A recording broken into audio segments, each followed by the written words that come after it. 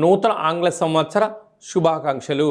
2026వ సంవత్సరం జనవరి నెల 1వ తారీఖు నుండి డిసెంబర్ నెల 31, 2026 సంవత్సరము అందరికీ నూతన ఆంగ్ల సంవత్సరానికి స్వాగతం పలుకుతూ ఈ 2026వ సంవత్సరంలో అందరికీ శుభాన్ని, జయాన్ని, ఐశ్వర్యాన్ని, ఆనందాన్ని ప్రసాదించాలని మనం మనసారా కోరుకుందాం. ఇక్కడ విశేషం ఏమిటయ్యా అనగా మనకు క్యాలెండర్ పంచాంగం చెప్పుకుంటున్నాం. మనకి ఇక్కడ గురువారం రోజు ప్రారంభమవడం, అందులో 1వ తారీఖున రోహిణీ నక్షత్రం అయింది. గురువారం రోజున రోహిణీ నక్షత్రము, అందులో గురువారము. గురు అంటే గురువు యొక్క రోజు, చంద్రుడి యొక్క నక్షత్రము. అంటే విశేషమైనటువంటి గజకేసరి యోగము ఈ సంవత్సరం అందరికీ ప్రసరిస్తుందని చెప్పి గమనించాలి. అలాగనే మనకు ఉగాది పండగ శ్రీ పరాభవనామ సంవత్సరము కూడా గురువారం ప్రారంభమవుతుంది. ఇది చాలా విశేషంగా గమనించగలగాలి. కనుక ఈ సంవత్సరము విద్యార్థులకు, ఉద్యోగస్తులకు, వ్యాపారస్తులకు, నూతనమైనటువంటి అత్యంత ఆధునిక టెక్నాలజీని నేర్చుకునేటువంటి వారందరికీ, వ్యవసాయ సోదరీమణులకు అందరికీ సువర్ణపు యుగంగా భావించగలగాలి. ద్వాదశ రాశుల్లో గ్రహ గమనాన్ని ఒకసారి వీక్షింపచేద్దాం. మిథున రాశిలో దేవగురు బృహస్పతి సంచార స్థితి, సింహరాశిలో కేతు సంచార స్థితి, ధనుస్సు రాశిలో చతుర్గ్రహ కూటమి రవి, కుజ, బుధ, శుక్ర సంచార స్థితి, కుంభరాశిలో రాహు సంచార స్థితి, మీనరాశిలో శని భగవానుని సంచార స్థితితో ద్వాదశ రాశుల్లో గ్రహ గమనాలు ఈ విధంగా ఉన్నాయి. కన్యరాశి వారికి ఈ నూతన ఆంగ్ల సంవత్సరం నుండి మరియు ఉగాది పండుగ నుంచి ఆదాయ వ్యయాలు ఎలా ఉన్నాయో, రాజపూజ్య అవమానం ఎలా ఉందో ఈ వీడియోలో తెలుసుకుందాం. ఆదాయం 8, వ్యయం 11. అనగా 8 రూపాయలు మీరు సంపాదిస్తే 11 రూపాయలు ఖర్చు పెట్టబోతున్నారు. కనుక 3 రూపాయలు అప్పు కాబోతుంది. కనుక ఇలాంటి కాల సమయంలో అపోహలకు వెళ్ళొద్దు, ఆడంబరాలకు దూరంగా ఉండండి.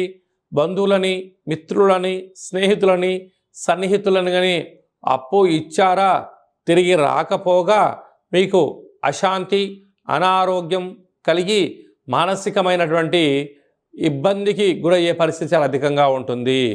రాజపూజ్యం 3, అవమానం 3. అంటే మీతో సహాయం పొందిన వారేమో మీరు చాలా మంచివారు అంటూ ఉంటారు, కానీ మాట ఇచ్చి మీరు మాటను నెరవేర్చుకోలేని పరిస్థితుల్లో ఆయన ఏంటండి మాట చెప్తాడు, మాట మీద నిలబడడు అని చెప్పి వారేమో మీకు శత్రులు అవుతారు.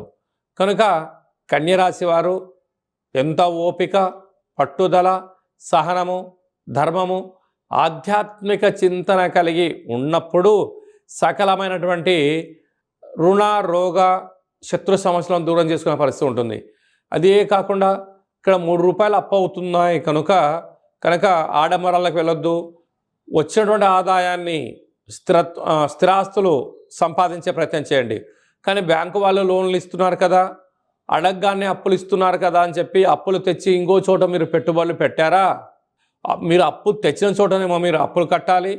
మీరు అనుకున్నంత ధర పలకలేని సమయంలో ఇది పోతుంది, అదే పోతుంది, అప్పుల పాలయ్యే పరిస్థితి చాలా అధికంగా ఉంటుంది.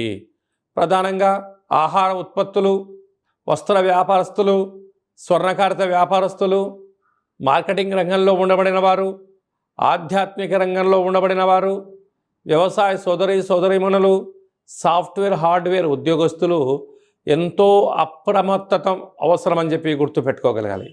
ఇలాంటి కాల సమయంలో ఈ సంవత్సరం మనకు యమునా నది రాబోతుంది కనుక, యమునా నదికి పుష్కరాలు ఉన్నాయి కనుక పుష్కర స్నానం చేయగలిగితే, పితృదేవతల యొక్క ఆశీస్సులు పొందగలిగినట్లయితే సకల గ్రహ దోషం తొలగుతుంది. ప్రతి బుధవారం పూట విష్ణు సహస్రనామ పారాయణాన్ని వినడం, చదవడం, వెంకటేశ్వర స్వామివారికి తులసిమాలను సమర్పించడం, అమ్మవారికి, అయ్యవారికి బంగారు రంగు పట్టు వస్త్రాలను సమర్పించినట్లయితే సకల ఐశ్వర్యం కలిగి ఆనందంగా ఉంటారని చెప్పి గమనించాలి. ఈ ఆంగ్ల సంవత్సరం అంతనూ కూడా అందరము కూడా వీలైనంత వరకు తల్లిదండ్రుల యొక్క సేవ, తల్లిదండ్రులతో సత్ప్రవర్తన, తల్లిదండ్రులను ఎవరైతే గౌరవిస్తారో వారందరికీ యోగం కలుగుతుంది. అలాగనే మనకు దత్తాత్రేయ స్వామి వారి యొక్క దర్శనం, ప్రతి గురువారం పూట శ్రీ మేధా దక్షిణామూర్తి స్వామివారిని స్మరణ, ప్రతి గురువారం రోజున మహాదేవుడికి రుద్రాభిషేకము, అలాగనే గానగాపుర దర్శనము, వీలైతే అరుణాచల క్షేత్ర స్వామివారి యొక్క దర్శనం ఎవరైతే చేసుకుంటారో ఈ సంవత్సరంలో పరిపూర్ణమైనటువంటి గురువు యొక్క ఆశీస్సులు కలిగి విద్యలో, ఉద్యోగంలో, ఐశ్వర్యంలో, వ్యాపారంలో కొదవ ఉండదు అని చెప్పి గమనించగలగాలి. ఇంకనూ మనం విజయం సాధించగలగాలి అన్నట్లయితే ఒక్కొక్క నెలలో మనకు ఒక్కొక్క కాళభైరవ స్వామి వారు ఉంటారు. ఆ కాళభైరవ స్వామికి స్మరణ, ధ్యానము, కూష్మాండ దీపము, నారికేల దీపము, పిండి దీపాన్ని, గండా దీపాన్ని ఒక్కొక్క నెలలో ఒక్కొక్క విధంగా మనం పెట్టుకోగలిగినట్లయితే సంపూర్ణమైనటువంటి స్వామివారికి ఆశీస్సులు కలిగి ఎవరి ఇంట్లో ఎలాంటి ఇబ్బందులు లేకుండా, అష్ట కష్టాలు లేకుండా అష్ట ఐశ్వర్య ప్రాప్తి కలుగుతుందని చెప్పి గమనించాలి. ఈ యొక్క పాత్ర కాళభైరవ స్వామివారి యొక్క అక్షయ పాత్ర. అంటే ఈ యొక్క పాత్రలో అనేక రకముల యంత్రములను అచ్చు వేయడం జరుగుతుంది. ఈ యొక్క పాత్రను ఇంట్లో ఉంచుకొని పూజ చేసిన తదనంతరము ఇలా ఒక్కసారి శబ్దం చేస్తే ఈ పాత్రలోంచి ఓంకార శబ్దం రావడం జరుగుతుంది.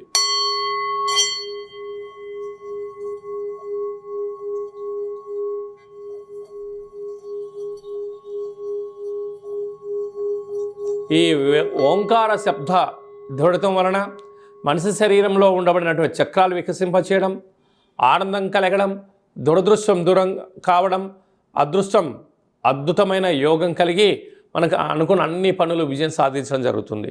కనుక ఈ అక్షయ పాత్రను 2026వ సంవత్సరంలో ఇంట్లో ఉంచుకుందాం. కాళభైరవ స్వామిని స్మరణ చేద్దాం. సకల అష్టకష్టాలకు స్వస్తి పలుకుదాం. అష్టైశ్వర్య స్వాగతం పలుకుదాం. అలాగనే మీ వ్యక్తిగత జాతకం తెలుసుకోవాలనుకుంటున్నారా? మీ యొక్క పేరు, పుట్టినటువంటి తేదీ, నెల, సంవత్సరం, పుట్టిన సమయం రాసి మీరు వాట్సాప్లో పంపించగలిగినట్లయితే 100 సంవత్సరముల జాతకాన్ని రాసి సవివరంగా సంపూర్ణంగా మీకు ఎక్స్ప్లెయిన్ అంటే ఉదాహరణగా చెప్పడం జరుగుతుంది.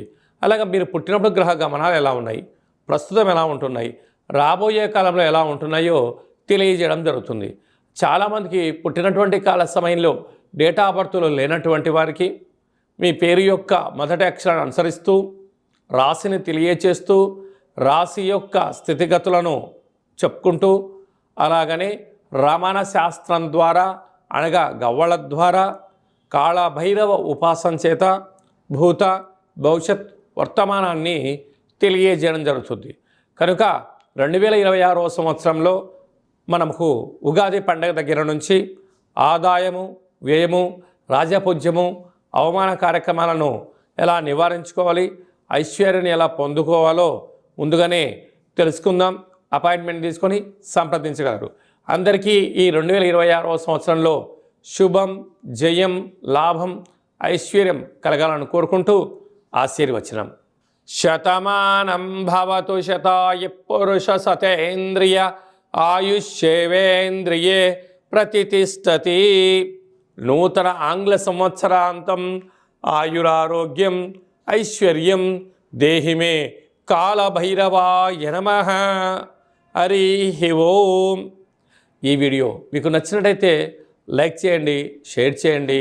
అందరికన్నా ముందుగా మా ఆధ్యాత్మిక వీడియోలు మీరు చూడాలనుకుంటున్నట్లయితే మా ఛానల్ని సబ్స్క్రైబ్ చేసుకోండి. అలాగనే గంట సింబల్ ప్రెస్ చేయండి. అలానే బటన్ కూడా తెలియచేయండి.